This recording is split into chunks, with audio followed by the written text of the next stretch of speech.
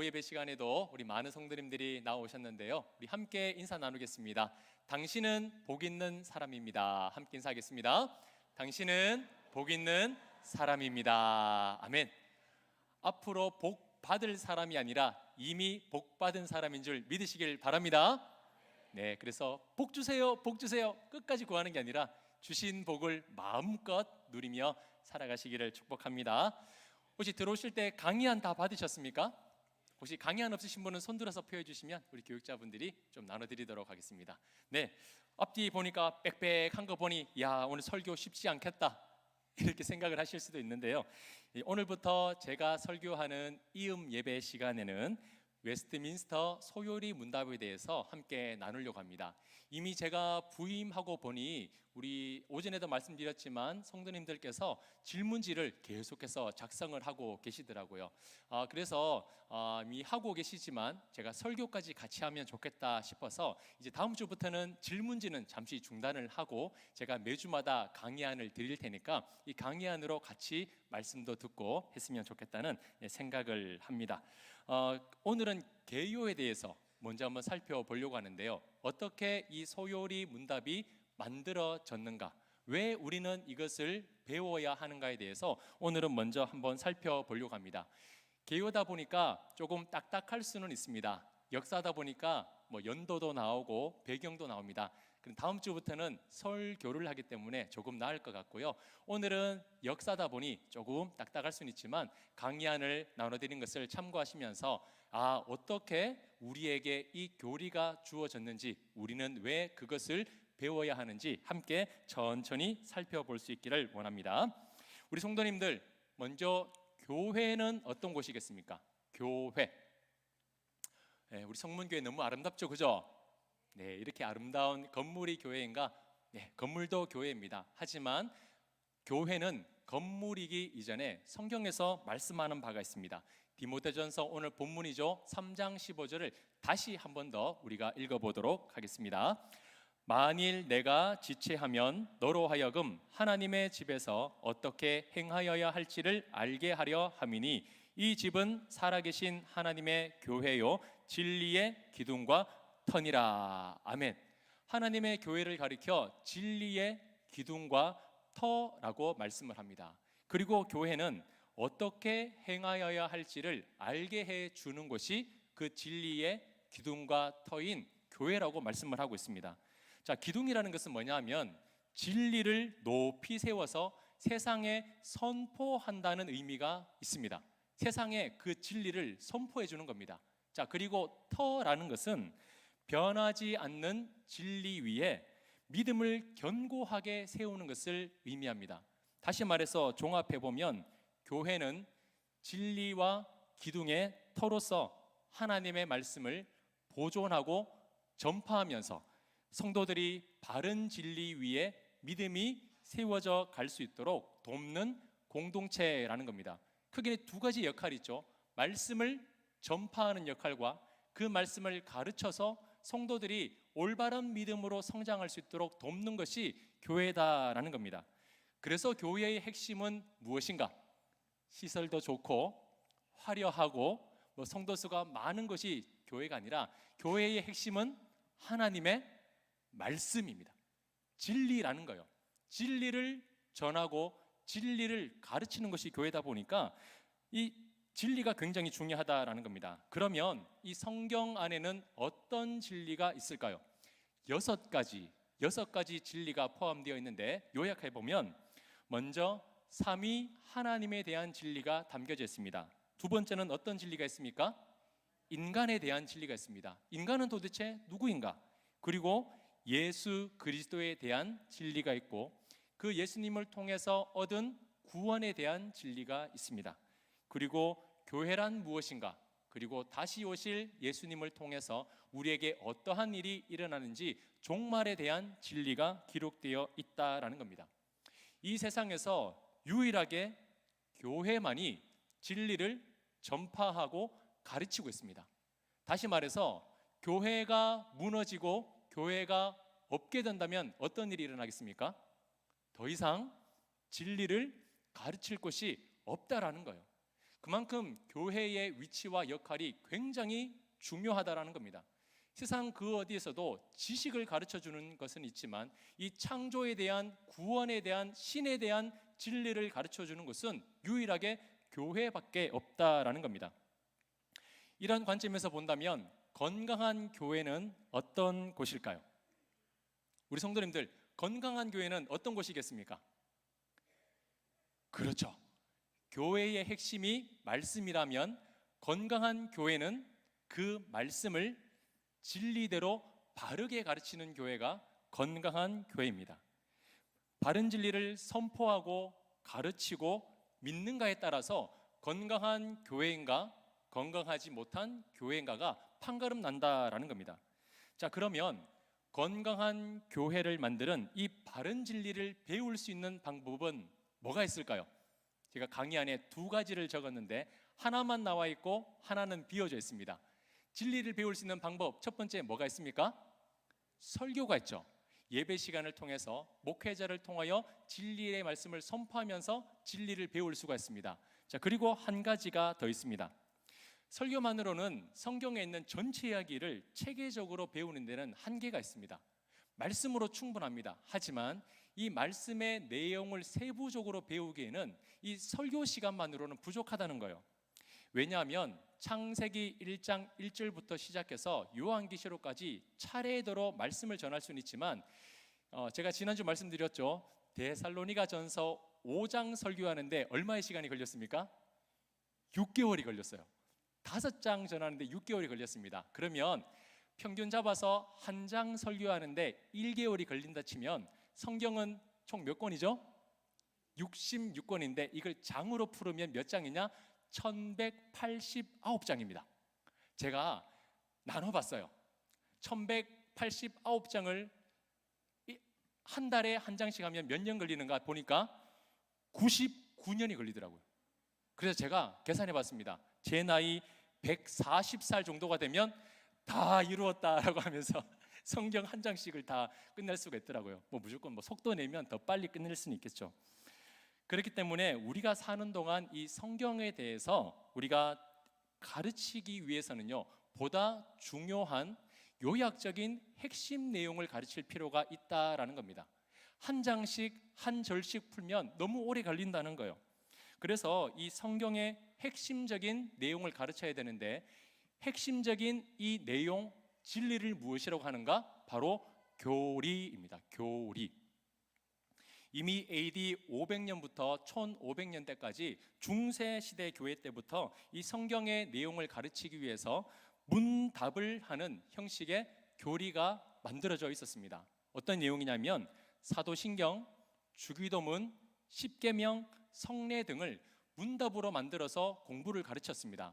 지금은 우리가 사도신경을 고백하죠. 전능하신 하나님 아버지를 내가 믿사오며, 고백인데 중세교회 때는 이걸 문답식으로 했다는 거예요. 당신은 전능하신 하나님 아버지를 믿습니까? 이걸 문답식으로서 묻고 답하는 형식의 사도신경으로 사용했다는 겁니다. 주기도문도 마찬가지예요. 그때는 고백문보다 문답식으로 성도들에게 가르쳤습니다. 그런데 이때는 한 가지 한계가 있었는데 주로 성인들을 대상으로만 문답식을 했고, 그나마 성인들 중에서도 소수의 인원만 구별해서 이 문답 교육을 했다는 거예요. 그래서 성도들 전체에게 문답을 통한 진리를 가르쳐 줄 수 있는 시간이 매우 적었다라는 겁니다. 이후 16세기 이제 루터가 종교개혁을 일으키면서 이건 많은 변화가 일어났습니다. 교리 문답은 점점 발전하게 되고 문답의 형식이 일반화되기 시작했습니다. 루터는 모든 성도들에게 이 성경 말씀을 들려주고 싶었어요. 사제들만 읽는 것이 아니라, 일부 특권 계층만 읽는 것이 아니라 그 누구에게도 이 하나님의 말씀을 들려주고 싶었습니다. 그래서 성인뿐만 아니라 아이들까지도 배울 수 있는, 쉽게 배울 수 있는 교리 문답을 만들기 시작한 거예요. 그리고 루터뿐만 아니라 칼빈도 마찬가지였습니다. 칼빈도 교회 설립 시안, 신앙 고백서, 신앙 교육서 등을 만들어서 어린 아이에부터 장년에 이르기까지 이 진리를 가르치고 배울 수 있게 했다는 겁니다. 루터와 칼빈의 공통점이 있습니다. 그게 무엇이냐면 누구에게나 이 교리를 가르치고 성인뿐만 아니라 아이들도 이 교리를 배울 수 있기를 원했다는 거예요. 왜냐하면 결국 어릴 때부터 바른 진리를 배워야 바른 믿음으로 성장을 하고 바르게 성장한 이 아이들이 나중에 이 교회를 이끌어갈 것이다라고 굳게 믿었기 때문입니다. 그래서 중세시대를 넘어서 16세기부터는 아주 어린아이 할지라도 말씀을 가르쳤습니다. 교리를 가르쳤다는 거예요. 재미있게 손동작 해가면서 그림 맞추면서 재미있게 설교한 것이 아니라 하나님의 말씀이 어떤 것인지 그 아이들에게 진실되게 가르치기 시작했다라는 겁니다. 그렇게 만들어진 개혁주의 신앙 고백과 교리 문답서가 만들어졌는데 총 6개가 만들어졌습니다. 강의 안에 표로 만들어져 있을 텐데요.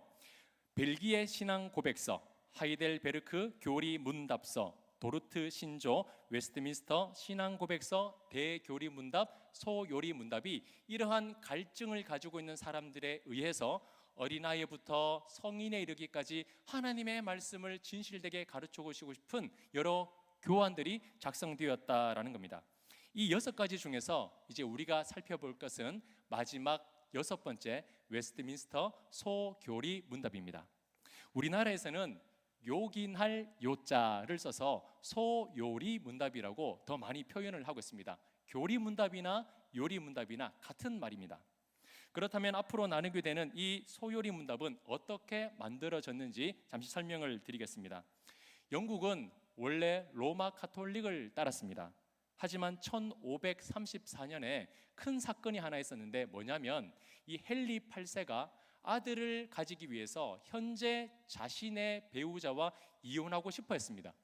이혼하고 새로운 결혼을 통해서 자녀를 낳고 싶었어요. 그러나 당시 로마 카톨릭은 이혼을 합법화하지 않았습니다. 당연히 교황이 거부했습니다. 이혼할 수 없습니다 라는 결론을 내리자 이 헨리 8세는 화가 나서 새로운 법을 만듭니다. 그게 뭐냐면 영국 교회를 관리하는 모든 권한은 국왕에게 있다는 수장령, 수장법을 선포합니다. 그 전까지는 로마 카톨릭의 최고는 교황이었습니다. 그러나 교황으로부터 분리돼서 이제 국왕이 모든 것을 관리한다라는 새로운 법안을 발표한 겁니다. 그러면서 이제 로마 카톨릭과 결별합니다. 우리는 더 이상 로마 카톨릭이 아니라 새로운 종교를 만들겠다라고 해서 독립적인 영국 교회를 만들었는데 그것이 영국의 성공회입니다. 영국의 성공회는 이렇게 시작되었습니다. 영국 국교회로 로마 카톨릭과 개신교의 이 중간 성격을 띠는 거예요. 결별은 했지만 그 예배의 형식은 카톨릭을 그대로 따라갔습니다. 자, 그러던 중에 17세기에 접어들어서 청교도들이 반발하기 시작합니다. 왜냐하면 이 청교도는 16세기에서 17세기에 영국에서 성경이 신앙의 삶의 유일한 권위다라고 믿는 철저한 개혁 신학과 경건한 신앙을 가지며 살았던 사람들입니다. 이 청교도들이 이 영국 국왕에게 대해서 반발하기 시작한 거예요. 왜냐하면 카톨릭과 분명히 결별했다고 했는데 예배의 형식은 카톨릭과 똑같은 거예요. 그리고 카톨릭과 결별했다고 했는데 이 제사장적 성직 제도인 주교제를 그대로 도입했습니다. 주교가 그 안에 있었어요. 그리고 교회의 머리는 오직 예수 그리스도시지만 영국의 국왕이 교회의 최고 지도자의 자리로 올라가 있는 겁니다. 결별했다고 하지만 여전히 카톨릭의 잔재가 그대로 남아 있었던 거예요.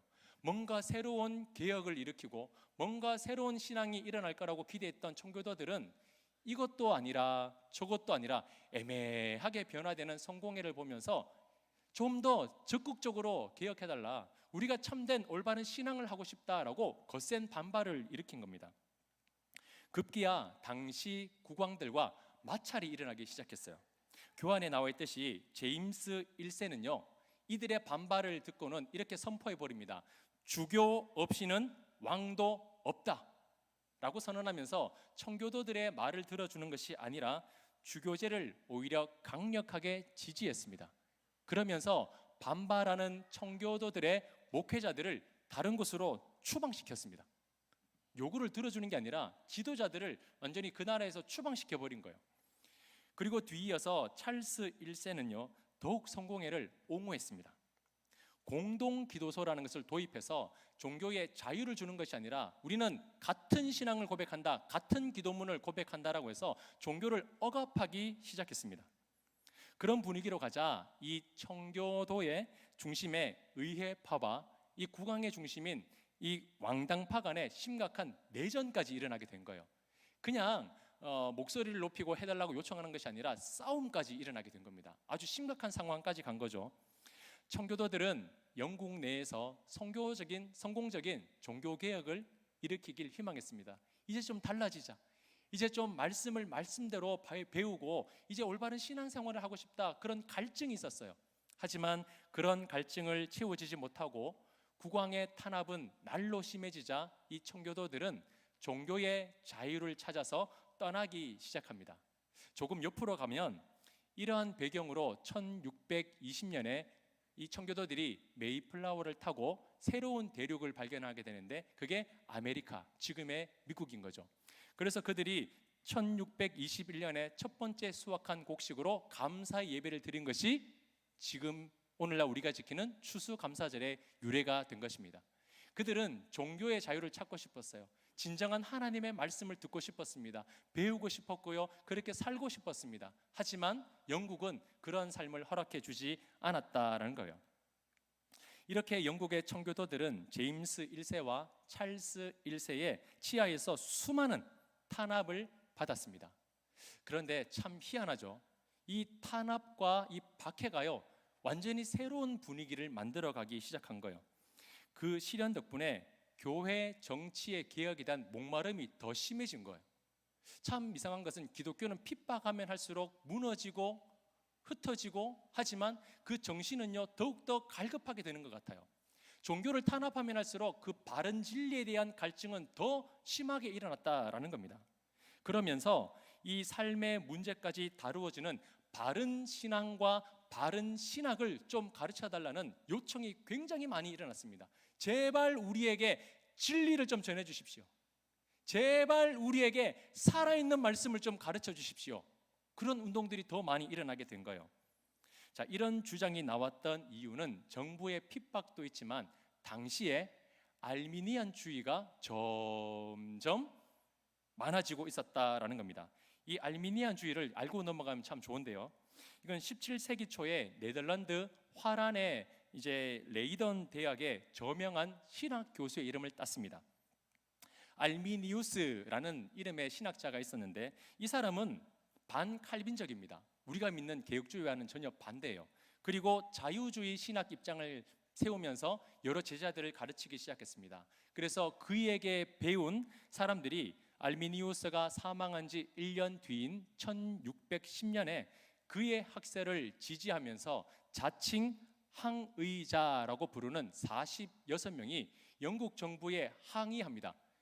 우리 선생님에게 배운 이게 진리니까 영국 정부는 이것을 우리에게 가르쳐 주도록 공식적으로 선언해 달라라고 그들에게 요청합니다. 그러면서 5가지의 이 신학을 요구하는데요. 자, 강의안을 보시면 첫 번째로는 인간은 완전 타락하지 않아서 스스로 하나님을 찾아갈 수 있다는 자유주의를 그들은 내세웠습니다. 두 번째로 하나님은 예수 믿을 자를 미리 아시고 거기에 근거하여 선택해 주셨다는 예지 예정을 주장했고요. 세 번째는 예수님의 죽음은 온 세상 사람들을 위한 것이었으니 주님은 구원의 길을 열어놓았으므로 믿고 싶은 사람은 스스로의 힘으로 믿을 것이며 믿고 싶지 않아도 그만이다라는 보편적 속죄를 주장했습니다. 누구나 다 구원의 길이 열려있고 구원받았으니까 믿든지 안 믿든지 상관없다라는 거예요. 네 번째, 하나님이 특별한 효과적인 부르심으로 은혜를 주셔도 인간은 거부할 수 있다는 가항력적 은총을 주장했습니다. 마지막 5번째로 성도가 한번 구원을 얻었다가도 나중에 구원을 상실할 수도 있다는 성도의 견인의 불확실성을 그들은 주장했습니다. 자, 우리 성도님들, 이 5가지를 딱 들으시고 내가 알던 내용하고 똑같네 라는 생각이 드십니까? 뭔가 좀 이상한데? 라는 생각이 드십니까? 아무래도 뭔가 좀 이상한데라고 생각을 하실 겁니다. 그게 정상입니다. 우리 성도님들이 평소 알고 있던 거와는 전혀 다른 내용일 수도 있을 거예요. 자, 이 요청을 받은 영국 정부는요, 자, 그러면 우리가 한번 모여가지고 이것이 맞는지 안 맞는지 한번 성경적으로 판단해 보자라고 결정을 했습니다. 그래서 이 화란 정부는 1618년에 이 11월부터 도르트에서 회의를 열었는데, 화란뿐만 아니라 세계 여러 나라에서 80여 명의 신학자들이 모여서 153회나 되는 회의를 걸쳐서 이 요청한 내용들에 대해서 하나하나 성경에 근거해서 찾아내기 시작했습니다. 마침내 시간이 지나서 그들은 이 5가지의 요청에 대해서 답변을 내놓았는데, 이런 답변이 내려진 겁니다. 첫 번째, 인간은 완전 타락하여 스스로 하나님을 찾아갈 능력이 없기 때문에 오로지 하나님이 은혜로 믿음을 선물로 주셔서 먼저 이끌어 주셔야 된다라는 인간의 전적 타락을 그들은 선언했습니다. 앞의 말은 자유의지였어요. 사람이 스스로 원하면 하나님을 찾을 수 있다는 것인데, 도르트 회의에서는 사람은 타락하고 부패했기 때문에 스스로 하나님을 찾을 수 없다라는 겁니다. 하나님이 은혜를 주셔야 믿음이 생길 수 있다는 전적 타락이에요. 두 번째, 하나님은 예수를 믿을 자를 미리 아시고 성도를 선택하셨다는 예지 예정이 아니라 무조건적으로 하나님의 기쁘신 뜻대로 하나님이 그가 구원할 자를 오로지 그의 기쁘신 뜻대로 일방적으로 선택해 주셨다는 무조건적 선택을 그들은 선언했습니다. 자, 세 번째, 예수님의 십자가 죽음으로 이룬 대속은 모든 인류를 위한 것이 아니라 하나님의 택함 받은 백성들만 위한 교리라며 제한된 속죄를 선언했습니다. 누구나 다 구원을 받았기 때문에 믿든지 안 믿든지 자유, 이게 아니라 구원은 열려졌으나 믿는 사람들에게만 구원이 있다라는 거예요. 그래서 제한적 속죄라는 겁니다. 자, 네 번째, 하나님이 효과적 부르심으로 은혜를 주시면 인간은 반드시 구원을 받게 되는 것이며, 그 하나님의 효과적 부르심을 절대 거역할 수 없다는 불가항력적이라고 선언을 했습니다. 하나님이 은혜 주셔서 구원시키면 아유, 나 안 받아도 돼요, 사람의 의지로 거부할 수 있다는 것이 아니라, 하나님이 한번 작정하셔서 은혜를 주시면 인간은 거부할 수 없게 그 하나님의 은혜를 받아들이게 되어 있다라는 겁니다. 그래서 불가항력적인 은혜다라는 겁니다. 마지막 다섯 번째, 한 번 중생하여 예수를 믿으면 구원을 영원히 상실하지 않고 끝까지 하나님이 인도해 주신다는 궁극적 성도의 견인을 선언했습니다. 성도의 견인입니다. 믿다가 이리 넘어지고 저리 넘어진다고 하나님이 포기하거나 우리를 아이고 내가 졌다 포기하는 것이 아니라, 한 번 작정하신 그의 영혼은 끝까지 붙들고 가신다라는 거예요. 자, 우리 성도님들 어떻습니까? 앞에 알미니안의 5가지가 더 맞는 것 같아요? 뒤에 도르트 회의에서 나온 이 5가지가 맞는 것 같습니까? 묻지 않아도 2번 말하면 입만 아픕니다, 목사님. 맞죠? 2번째죠. 여러분, 첫 번째 이 알미니안주의를 주의하셔야 됩니다. 이건 이단과 사이비 종교들이 교묘히 이용하는 겁니다. 여기서부터 다 뿌리가 나오는 거예요. 한번 구원받았으니까 회개 안 해도 돼. 어디입니까? 구원파죠. 몇 시, 몇 분, 몇 초 구원받았다는 것을 기억하고 있으면 어떤 죄를 지어도 괜찮기 때문에 회개할 필요가 없다라고 그들은 가르치고 있는데, 아니요, 인간은 전적으로 타락하고 부패한 존재이며 하나님의 은혜가 없이는 스스로 믿음을 가질 수 없는 존재다라는 것을 말씀하고 있는 겁니다. 도르트 공회에서 이 알미니안주의의 요청을 받고 하나하나 살펴보는데, 하나 정도 맞고 하나 정도는 틀리는 게 아니라 완전히 다른 거예요. 그들이 깜짝 놀란 겁니다. 아니, 성경은 같은데, 그들이 읽고 가르치는 건 똑같은데 해석이 다른 거예요. 한두 개 정도 틀리면 그럴 수도 있다고 쳐요. 하지만 그들이 가르치는 전부가 성경에 빗대었을 때 맞는 게 하나도 없다라는 겁니다. 그러면 문제가 생기죠. 이쪽에서 배운 사람들은 잘못된 진리를 배울 수밖에 없는 겁니다. 이쪽에서 배운 사람들은 바른 진리를 가지고 바르게 성장을 한다는 거예요. 그들은 이 사태의 심각성을 이제 이해하기 시작했습니다. 그러면서 성경을 보다 정확하게 가르쳐야 할 필요가 있다라고 생각을 했다라는 겁니다. 그래서 이에 성공회의 카톨릭적 잔재를 이제 제거하고 알미니안주의를 경계하기 위해서 바른 성경적인 교리를 만들고자 1643년 7월 1일에 영국 의회의 요청에 따라서 버킹엄 궁전 옆에 있는 웨스트민스터 사원에 모여서 많은 사람들이 회의를 하기 시작했습니다. 총회를 열었는데 이 총회는 1649년 2월 20일까지 약 5년 6개월에 걸쳐서 회의가 되었고 1163회에 걸친 회의를 했습니다. 토요일과 주일을 제외하고 매일 오전부터 오후까지 모였고요. 그리고 오후 2시까지 열렸는데 오후에는 각 위원회별로 흩어져서 더 상세하게 이 말씀에 대한 연구를 했다라는 겁니다. 이때 총회의 대표는 몇 명이었냐면 151명이었습니다. 이 중에 121명은 영국 전역에서 가장 뛰어난 목회자들이었고 나머지 30명은 평신도 상하원 의원들로 구성되었습니다. 쉽게 말해서 대충 만들어진 게 아니라는 거예요. 그냥 한번 만들어 볼까 해서 만들었다는 게 아닙니다. 5년 6개월 동안 1000번이 넘게 각 분야의 전문가들이 모여서 만든 것이 바로 이 교리문답이라는 거예요. 검증하고 또 검증했습니다. 진리가 무엇인지 그들은 밤낮으로 고민했습니다. 우리가 믿는 것이 무엇인지, 어떻게 믿어야 하는지 그들은 성경을 하나하나 펼쳐가면서 제대로 연구하기 시작했습니다. 그런 고민과 노력 끝에 아래와 같은 5가지 문서들이 이제 작성이 된 거예요. 우리 강의 안에 나와 있죠. 우리 하나하나 한번 읽어볼까요? 첫 번째, 하나님을 향한 공적 예배를 위한 지침서. 두 번째, 장로교 교회 정치의 형태. 세 번째, 웨스트민스터 신앙 고백. 네 번째, 웨스트민스터 대교리 문답. 다섯 번째, 웨스트민스터 소교리 문답. 이 중에 세 번째, 네 번째, 다섯 번째 세 가지를 웨스트민스터 표준 문서라고 합니다. 그 중에서도 이 다섯 번째 마지막인 소교리 문답은 가장 대중적으로 가르친 문답서입니다.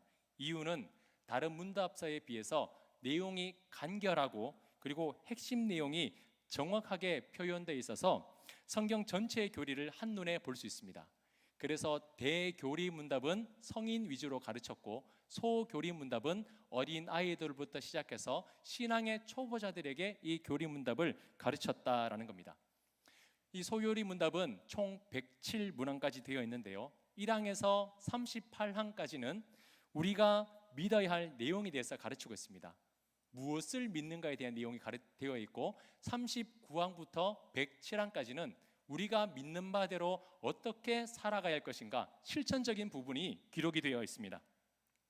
그래서 우리는 무엇을 믿고 어떻게 살아가야 할지에 대해서 성경적으로 묻고 답하는 형식의 교리 문답이 바로 소요리 문답이라는 겁니다. 교리 문답을 안다는 것은요, 지루하고 따분한 일이 아니에요. 아이고 오늘 내용 보니까 다음 주부터는 힘들어서 안 되겠다, 포기하시면 안 됩니다. 다음 주부터는 조금 더 재밌게 말씀을 전할 거예요. 제가 드리고 싶은 말씀은 이렇게 치열하게 많은 사람들이 고민하여서 바른 진리를 가르치기 힘썼다는 겁니다. 수백 년에 걸쳐서 그들은 그 진리를 지키기 위해서 노력했습니다. 그 결과 우리 장로교회 그리고 우리가 믿는 참된 신앙의 고백사가 만들어졌고 많은 교회에 배포되었고 많은 사람들은 그 진리를 가르치고 믿고 있다라는 겁니다.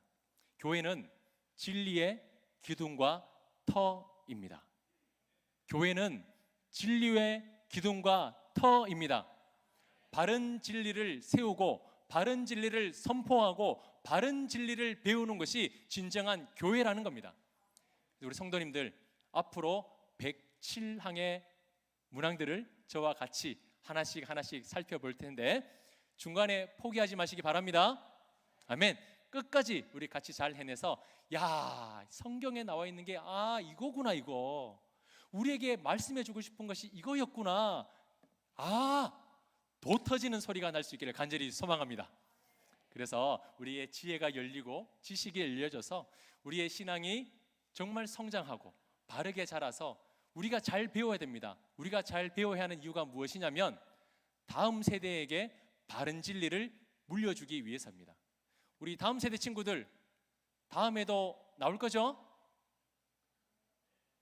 얘기가 없는데, 우리 친구들 다음 주 꼭 나와서 이게 어린아이부터 배울 수 있는 거니까 최대한 쉽게 목사님이 말씀을 잘 준비해 볼 테니까 우리 다음 세대부터 우리 작년에 이르기까지 모든 세대가 함께 이 진리의 말씀을 함께 배우며 나가서 우리 성문교회는 진리 위에 세워져서 바른 진리를 선포하며 바른 진리를 믿고 나가는 성경적인 교회로 거듭날 수 있기를 주님의 이름으로 축원합니다.